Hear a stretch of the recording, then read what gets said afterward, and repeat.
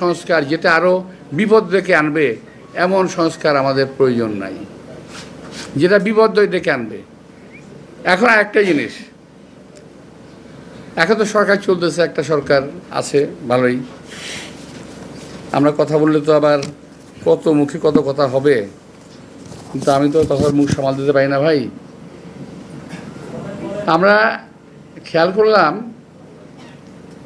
এক ভাই বলল আমাদের ওই যে ন্যাশনাল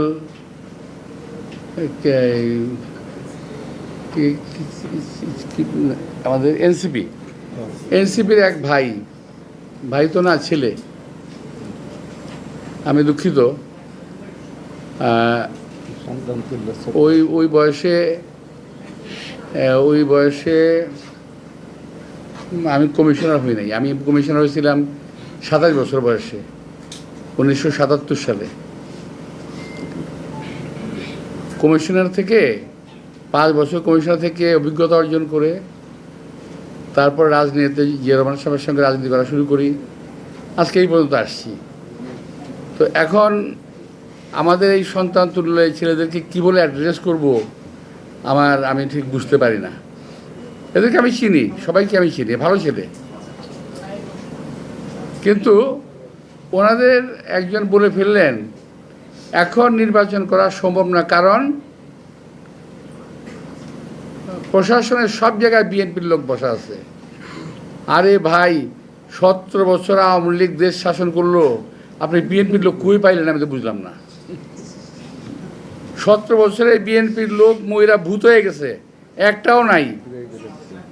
এখন আপনারা বলেন বিএনপির লোক প্রশাসনে বসে রয়েছে। এই সমস্ত কথাবার্তাগুলা নেহায়তি বাচ্চাদের কথা মতো বলতেছেন। বাচ্চারা যেমন কথা বলে, আমি খাবো না, কেন খাবো না, তা আমি নির্বাচনে যাব না, কেন যাব না, বিএনপি বসে রয়েছে এখানে। আর ভাই, বিএনপি কোথাও নাই।